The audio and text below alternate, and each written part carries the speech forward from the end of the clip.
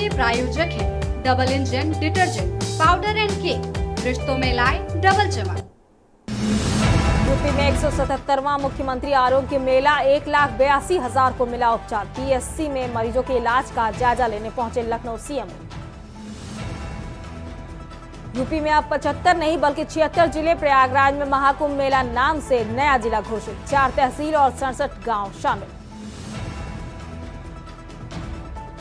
अपराध कम होने के बजाय आगरा का तापमान बढ़ रहा है। पिछले 3 दिनों में अधिकतम तापमान में 1.2 डिग्री सेल्सियस और न्यूनतम तापमान में 1.5 डिग्री सेल्सियस की बढ़ोतरी। 50,000 बिजली उपभोक्ताओं को मिलेगी 107 करोड़ की छूट। ओटीएस के जरिए 3 चरणों में जमा कर सकेंगे। बढ़ रहा है 248 करोड़ वसूली का लक्ष्य। यूपी के आईएएस आईपीएस केंद्र के पैमाने पर खरे नहीं कभी रहता था यूपी का वर्चस्व। टॉप 4 पोस्ट पर एक भी नहीं।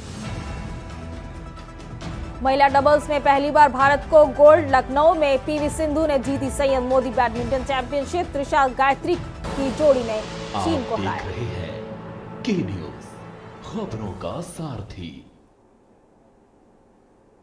नमस्कार, आप देख रहे हैं के न्यूज इंडिया खबर उत्तर प्रदेश के बुलेटिन में मैं दीपिका वर्मा आपके साथ। और खबरों की शुरुआत करेंगे कुछ अहम और बड़ी खबरों के साथ। और इस वक्त की बड़ी खबर में आपको बता रहे हैं राजधानी लखनऊ से, जहां केंद्रीय मंत्री अनुप्रिया पटेल का आज दौरा। सुबह 4:21 पर ललितपुर स्टेशन पर होगा आगमन। 4:35 बजे ललितपुर के पीडब्ल्यूडी सर्किट हाउस पहुंचेंगी। बता दें 10:30 बजे से 12 बजे तक विभिन्न कार्यक्रम में लेंगी भाग। लखनऊ से इस वक्त की अहम खबर बता रहे हैं, जहां 12:05 पे सरदार वल्लभ भाई पटेल की मूर्ति पर माल्यार्पण करती नजर आएंगी। 12:15 बजे डॉक्टर भीमराव अम्बेडकर की मूर्ति पर माल्यार्पण कर 12:25 बजे कर्पूरी ठाकुर की मूर्ति पर माल्यार्पण कार्यक्रम का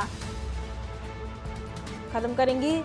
वहीं 12:30 बजे से 2 बजे तक जिला स्तरीय कार्यक्रम कार्यकर्ता सम्मेलन में शिरकत करेंगी और 2:10 पर ललितपुर पीडब्ल्यूडी सर्किट हाउस में रहेंगी। लखनऊ से अहम खबर बता रहे हैं, जहां 2:40 पर छत्तीसगढ़ एक्सप्रेस से भोपाल के लिए होंगी रवाना।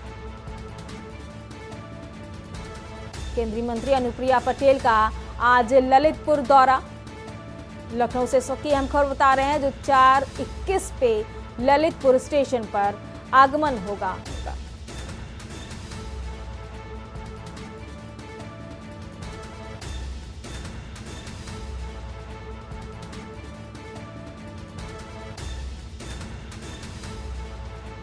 और 4:35 पे ललितपुर के पीडब्ल्यूडी सर्किट हाउस पहुंचेंगी और 10:30 से 12 बजे तक विभिन्न कार्यक्रमों में शिरकत करती नजर आएंगी अनुप्रिया पटेल। 12:05 पे सरदार वल्लभ भाई पटेल की मूर्ति पर माल्यार्पण करेंगी। वहीं 12:15 पे भीमराव अम्बेडकर की मूर्ति पर भी माल्यार्पण करती नजर आएंगी अनुप्रिया पटेल। बता दें 12:25 पे कर्पूरी ठाकुर की मूर्ति पे माल्यार्पण करेंगी। जिला स्तरीय कार्यक्रम का सम्मेलन भी में शिरकत करेंगी। 2:10 में ललितपुर पीडब्ल्यूडी में शिरकत करती नजर आएंगी। वहीं 2:40 पे छत्तीसगढ़ एक्सप्रेस वे में भोपाल के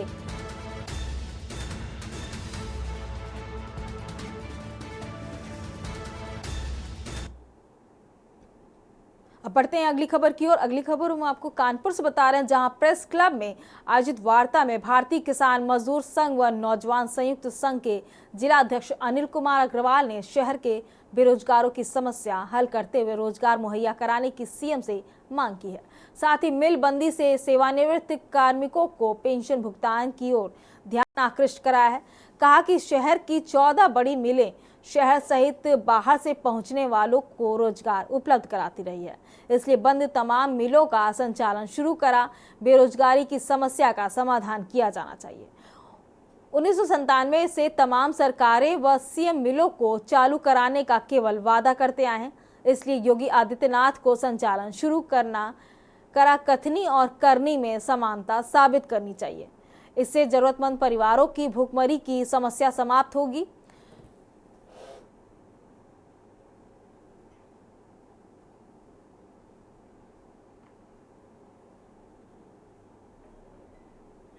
देखिए, इसी उद्योग इनका कहना है कि किसानों का आज आपसे मुखातिब हूँ और मुख्य जो हमारा उद्देश्य है इस संगठन का वो किसानों, मजदूरों और नौजवानों के हितकारी योजनाओं को लागू करवाना, उस पर अमल कराना मुख्य उद्देश्य है। और हमने वृहद सर्वे किया है तो हमने ये पाया है कि यहाँ पर नौजवान आज दुखी है, परेशान है, क्योंकि उसके पास रोज़गार नहीं है। जबकि रोज़गार अगर हर सरकार अपने मन से चाहे तो कानपुर में स्वयं रोज़गार उत्पन्न किए जा सकते हैं, क्योंकि ज़मीन इफरात हमारे पास में आई है। जो 14 मीलें हमारी बंद हुई हैं, उन मीलों की ज़मीन पर नए उद्योगों का सृजन करके बेरोजगारी को दूर किया जा सकता है। इसके अलावा जो यहाँ पर न्यूनतम वेतन मजदूरी हर 5 साल में रिवाइज की जाती थी, आज वो न्यूनतम वेतन मजदूरी रिवाइज नहीं की गई है, ना ही उसकी समिति का गठन किया गया है। बढ़ते हैं अगली खबर की ओर। सुप्रीम कोर्ट के दखल के बाद मथुरा जेल में बंद बसपा नेता डॉक्टर अनुपम दुबे को भाई अनुराग दुबे उर्फ डब्बन पुलिस के सामने हाजिर हुआ है। अनुराग दुबे उर्फ डब्बन जिले के थाना मऊ दरवाजा में पहुंचकर पुलिस के सामने हाजिर हुआ।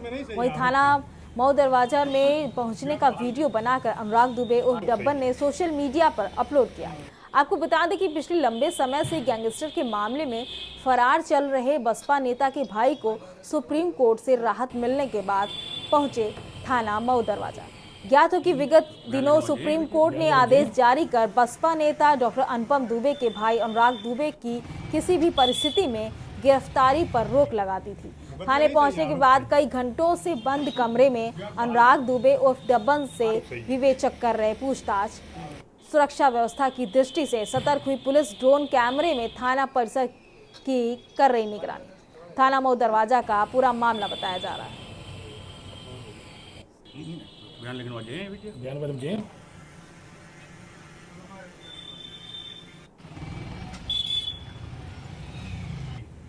मुकदमे नहीं सही, आरोप सही, बहाल आरोप सही।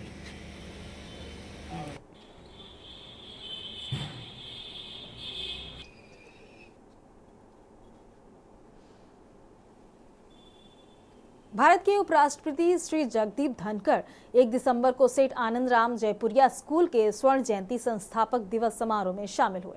यह समारोह स्कूल के 50वें वर्षगांठ के अवसर पर आयोजित किया गया, जो 2 दिवसीय उत्सव के रूप में संपन्न हुआ। इस खास मौके पर उत्तर प्रदेश की राज्यपाल श्रीमती आनंदीबेन पटेल, उत्तर प्रदेश विधानसभा के अध्यक्ष सतीश महाना और सूक्ष्म लघु एवं मध्यम उद्यम मंत्री राकेश सचान भी उपस्थित थे। समारोह की शुरुआत उपराष्ट्रपति श्री जगदीप धनखड़ ने एक पेड़ मां के नाम अभियान के तहत पौधारोपण करके की। इसके बाद राष्ट्रीय गान और दीप प्रज्वलन के साथ कार्यक्रम का विधिवत आरंभ हुआ। इस अवसर पर Jaipuria group of education institution के अध्यक्ष शिशिर जयपुरिया, स्कूल के निदेशक हरीश संदूजा, सलाहकार विनोद मल्होत्रा, स्कूल प्रिंसिपल शिखा बनर्जी और गणेश तिवारी भी मौजूद थे। समारोह के दौरान उपराष्ट्रपति श्री जगदीप धनखड़ ने स्कूल के 3 उत्कृष्ट विद्यार्थियों ईशा अग्रवाल, मास्टर आकाश कुमार और वेदिका गुप्ता को उनके उत्कृष्ट प्रदर्शन के लिए सम्मानित किया। यह समारोह न केवल शिक्षा के क्षेत्र में स्कूल की उपलब्धियों को समर्पित था, बल्कि इसने पर्यावरण संरक्षण का भी संदेश दिया। एक पेड़ मां के नाम अभियान के तहत किए गए पौधारोपण ने समारोह में एक सकारात्मक ऊर्जा का संचार किया है।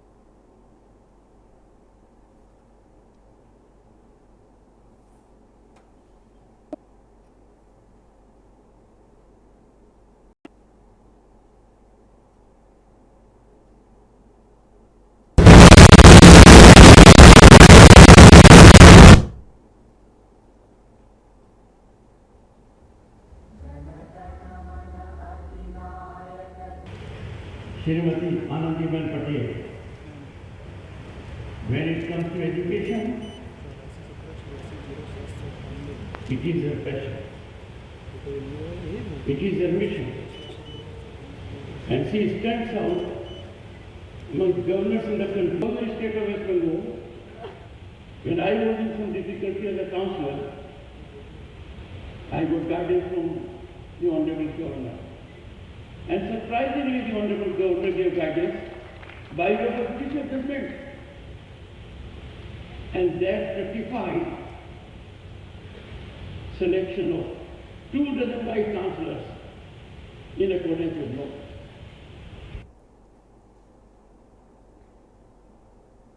अब बढ़ते हैं अगली खबर की ओर। मथुरा का जिला अस्पताल, जहां लोग अपनी बीमारियों का इलाज करवाने आते हैं, अब खुद एक डरावने अनुभव का केंद्र बन गया है। यहां मरीजों और उनके तीमारदारों की तकलीफें खत्म होने का नाम नहीं ले रही हैं, क्योंकि अस्पताल के वार्डों में आवारा कुत्तों का आतंक बढ़ता जा रहा है। वार्डों में हर रोज कुत्तों की धमा चौकड़ी से मरीजों का जीना मुहाल हो चुका है। कमजोर और बीमार मरीजों की सुरक्षा तो दूर, ये कुत्ते तीमारदारों का सामान तक उठा ले जाते हैं। कई बार मरीजों के खाने तक को इन कुत्तों ने छीन लिया है। सोचिए, वह व्यक्ति जो अपनी बीमारी से लड़ने की हिम्मत जुटा रहा है, उसे अस्पताल के भीतर इस तरह के डर से भी जूझना पड़ रहा है। दुखद बात यह है कि इस समस्या को विभागीय और प्रशासनिक अधिकारी पूरी तरह से अनदेखा कर रहे हैं। कुत्तों के आतंक से त्रस्त मरीजों और उनके परिजनों की शिकायतें बहरे कान तक पहुंच रही हैं। इनकी हालत देखकर यही सवाल उठता है कि क्या हमारे स्वास्थ्य केंद्रों का यही हाल रहेगा? अस्पताल जहां मरीजों को सहारा और राहत मिलनी चाहिए, वहां अब डर और असुरक्षा का माहौल है। क्या इस समस्या को हल करने के लिए जिम्मेदार अधिकारी जागेंगे, या फिर लोगों को इसी तरह अपनी तकलीफों के साथ जीने के लिए छोड़ दिया जाएगा?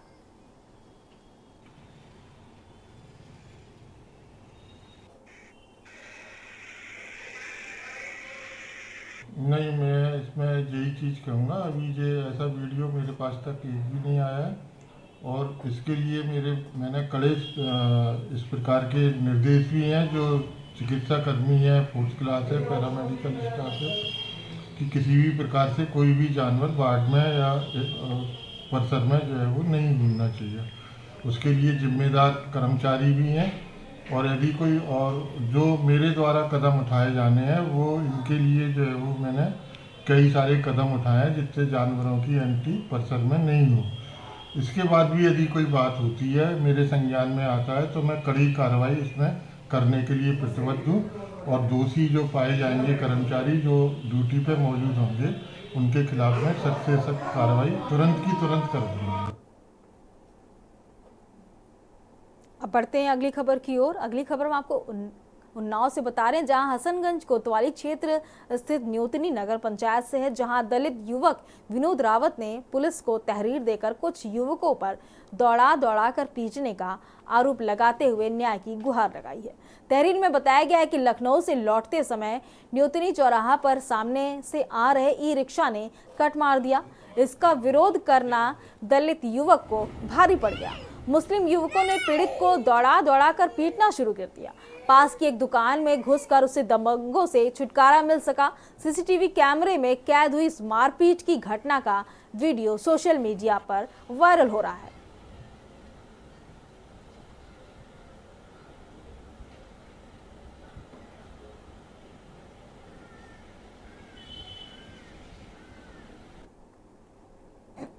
और हम ट्रक चालक हैं। मैं बंथरा में गाड़ी खड़ी करके वापस आ रहे थे। हमें चाचा ने लिवाने आए थे वहाँ से मैं वापस आ रहा था। न्यूतनी में जो ऑटो रिक्शा होता है, मोहल्ला लोग थे, वो बैठे थे 3-4-5 लोग, तो कट मार रहे थे। उसके बाद हमने बोला भाई हिसाब से चला, मैं घर पहुँचूँगा नहीं पहुँचूँगा। उसके बाद उन्होंने लोग थोड़ा बदतमीजी से बात की। उसके बाद हमने बोला तुम्हारे पास छोटा लाइसेंस, हमारे पास बड़ा लाइसेंस है। ये टी-शर्ट वगैरह फाड़ा और फिर मुझे दौड़ा के 2-3 लोग मारने के बाद हम जान बचाने के चक्कर में दूसरे की दुकान में घुसे। हमारी पहचान में थे, वहाँ घुसे। उसके बाद कुछ लोग आए, बचाने के बाद बस इतना ही हुआ। और जब सब लोग आ गए तो बच गए हैं, नहीं तो हमारी जान के लिए आफत थी।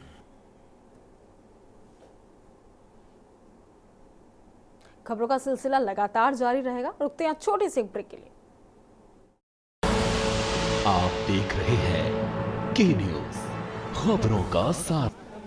ब्रेक के बाद वापस आ चुके हैं और रुक करते हैं खबरों की ओर। खबर अलीगढ़ से है, जहां कार्यक्रम में शामिल होने पहुंचे सपा प्रमुख अखिलेश यादव ने कहा कि समाजवादी पार्टी प्रदेश में संविधान की ओर कानून से नहीं चलने देने वाले वालों के विरुद्ध आवाज उठा रही है। संविधान और शांति के साथ चलने पर प्रदेश व देश में विकास होगा। ऐसा होने से खुशहाली के साथ विकास होगा, लोग अमन शांति के साथ रहेंगे। लेकिन भारतीय जनता पार्टी ऐसा होने देना नहीं चाहती है, इसलिए वह वर्शिप एक्ट के बाद भी मस्जिद व मजारों का सर्वे के नाम पर अशांति पैदा करने का माहौल बना रही है। सरकार शिक्षा के क्षेत्र में भी कोई ध्यान नहीं दे रही है। संभल में जब मस्जिद का एक बार सर्वे हो गया था तो दोबारा सर्वे करने की क्या जरूरत थी। भाजपा और जिला प्रशासन द्वारा संभल में दोबारा मस्जिद सर्वे कराने के नाम पर अराजकता का माहौल पैदा किया गया। भाजपा उपचुनाव में कराई गई धांधली, लोगों को वोट नहीं डालने देने व वोट लूटने का कार्य करने से लोगों का ध्यान भटकाने का कार्य कर रही है। संभल बवाल भाजपा की सोची समझी रणनीति थी। संभल में हुए बवाल के बाद वहां विपक्षी दलों के प्रतिनिधि मंडलों को जनता का हाल चाल लेने के लिए नहीं जाने दिया जा रहा है।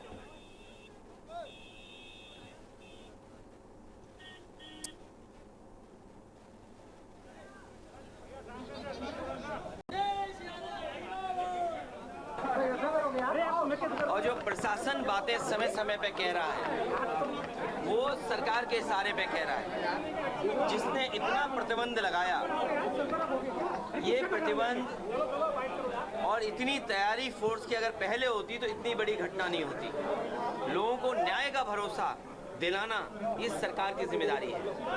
न्याय और लोगों को न्याय मिलेगा, इसके लिए प्रशासन और सरकार की जिम्मेदारी बड़ी बनती है। लेकिन जो कुछ संभल में हुआ है, पहले दिन जब सर्वे हुआ किसी को आपत्ति नहीं थी, सभी लोगों ने मिलकर के सर्वे कराया। आखिरकार दोबारा सर्वे क्यों करने का मन बनाया प्रशासन ने, दोबारा बनाया। और जब जा रहा था सर्वे की टीम में तो बीजेपी के कार्यकर्ता क्यों गए? ये पूरा का पूरा प्रशासन और सरकार का कराया हुआ झगड़ा है। अन्याय अगर किसी ने किया तो सरकार और प्रशासन ने मिलकर किया है। खबर फर्रुखाबाद से है, जहां विभागीय प्रमुख सचिव एम देवराज के सख्त रुख का असर दिखाई दिया। इटावा की संभागीय एडिशनल कमिश्नर ग्रेड 1 वंदना सिंह के मार्गदर्शन में additional commissioner grade 2 Surendra Mohan Singh के नेतृत्व में एसआईवी टीम के ज्वाइंट कमिश्नर अशोक कुमार बनर्जी व डिप्टी कमिश्नर शैलेंद्र कुमार सिंह द्वारा गठित टीमों ने कायमगंज में संचालित करीब आधा दर्जन तंबाकू प्रतिष्ठानों में छापेमारी की। दोपहर 2 से रात 12 बजे तक जारी रही छापेमारी कर लाखों रुपए की जीएसटी चोरी पकड़ी गई है। बताया जा रहा है कि तंबाकू के स्टॉक में गड़बड़ी के मद्देनजर जांच टीम ने 15 लाख रुपए राजस्व जमा कर तंबाकू भी सीज की है। एसआईवी के additional commissioner grade 2 Surendra Mohan Singh ने बताया कि स्वीकार किया कि विभागीय आयुक्त डॉक्टर नितिन बंसल के निर्देश पर छापेमारी की गई है।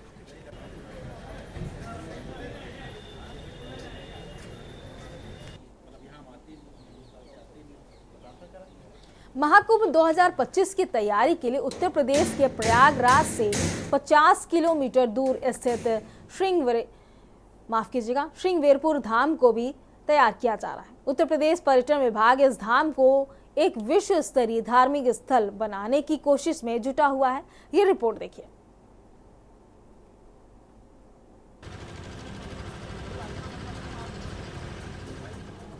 महाकुंभ 2025 की तैयारी के लिए उत्तर प्रदेश के प्रयागराज से 50 किलोमीटर दूर स्थित श्रृंगवेरपुर धाम को भी तैयार किया जा रहा है। उत्तर प्रदेश पर्यटन विभाग इस धाम को एक विश्व स्तरीय धार्मिक स्थल बनाने की कोशिश में जुटा हुआ है।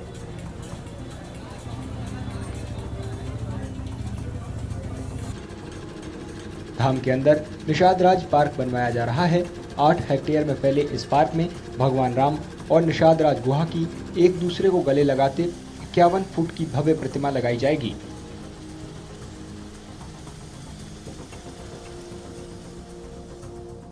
महाकुंभ 2025 के दृष्टिगत हम लोगों ने श्रृंगवेरपुर, जो कि रामायण सर्किट के अंतर्गत आता है, हम लोगों ने वहाँ पे निषाद राज पार्क का निर्माण कार्य करवाया है, जिसमें 51 फीट की एक प्रतिमा जिसमें भगवान श्री राम और राजा निषाद राज गले मिलते हुए हैं, वो प्रतिमा हम लोगों ने वहाँ पे लगवाई है। इसके अलावा हम लोगों ने म्यूरल्स वर्क करवाया है वहाँ पे, जिसमें जो राम से जुड़ी हुई कथाएं और श्रृंगवेरपुर की जो पौराणिक महत्व है, वहाँ की क्या कहानियाँ हैं, इससे रिलेटेड म्यूरल्स वहाँ पे लगवाए हैं। जगह जगह पे हम लोगों ने स्कल्पचर्स का इंस्टॉलमेंट किया है। श्रृंगवेरपुर धाम का रामायण में भी जिक्र किया गया है। लोगों के मुताबिक श्रृंगवेरपुर निषाद राज की राजधानी थी। यहाँ भगवान राम, सीता और लक्ष्मण के साथ गंगा नदी को पार करने से पहले रुके थे। पार्क के देखते हुए कई लोग यहाँ पे, कितने लोगों का आगमन हो रहा है, दर्शकों का आगमन हो रहा है, देखने के पर्यटकों का आगमन हो रहा है। एक और निषाद पार्क के अलावा घाट पे एक पाथवे बन रहा है, जिससे हम लोग कोई भी आज श्रृंगवेरपुर आता है तो पाथवे के द्वारा आप सीधे से पार्क आएँ। और कई ऐसे उद्यान, जैसे पर्यटक सुविधा केंद्र का निर्माण हुआ है, लोगों को रुकने की सुविधा हुई है, पार्क का निर्माण हुआ है और राष्ट्रीय रामायण मेले का आयोजन यहाँ पे होता है। भगवान राम और निषाद राज की जो गले लगे मूर्ति है, ये राष्ट्रीय एकता अखंडता का परिचय देती है। तो यहाँ राष्ट्रीय रामायण मेले का आयोजन होता है और रामायण मेले के आयोजन के साथ और श्रृंगवेरपुर धाम में कई ऐसे धार्मिक अनुष्ठान होते हैं जिससे श्रृंगवेरपुर की पहचान दिलाई जाती है। रामगमन पुल के पूरा होने के बाद रोजाना तकरीबन 50,000 लोगों के इसे देखने आने की उम्मीद लगाई जा रही है। प्रधानमंत्री नरेंद्र मोदी 13 दिसंबर को निषाद राज पार्क का उद्घाटन करने प्रयागराज आएंगे। आज यह निषाद उद्यान जो बना हुआ है श्रृंगवेरपुर धाम में, 2025 कुंभ को देखते हुए अभी माननीय प्रधानमंत्री जी द्वारा इसका लोकार्पण होगा। यह अब जब से यह श्रृंगवेरपुर पार्क आज बन रहा है, तब से लेकर अभी तक आप समझिए प्रतिदिन 5 से 10 हज़ार पर्यटक श्रद्धालु यहाँ पर आ रहे हैं, घूम रहे हैं, दर्शन कर रहे हैं भगवान राम की इस प्रतिमा का। तो आने वाले समय में यहाँ पर व्यवसायिक रूप से आप समझिए कि बहुत डेवलपमेंट हो रहा है, जो लोगों को रोजगार देगा। यहाँ जो दुकान है, कम से कम 10,000 लोग पर्यटक अभी आ रहे हैं और राम वन गमन पुल भी बन रहा है। उसके कंप्लीट होते ही इस पार्क में यह अनुमान लगाया जा रहा है कि जब से पुल सुचारू रूप से चालू हो जाएगा, कम से कम 50,000 लोग प्रतिदिन इस श्रृंगवेरपुर धाम में इस पार्क में भ्रमण करने आएंगे। अगले साल 13 जनवरी से प्रयागराज में महाकुंभ की शुरुआत होगी, जो 26 फरवरी तक चलेगा।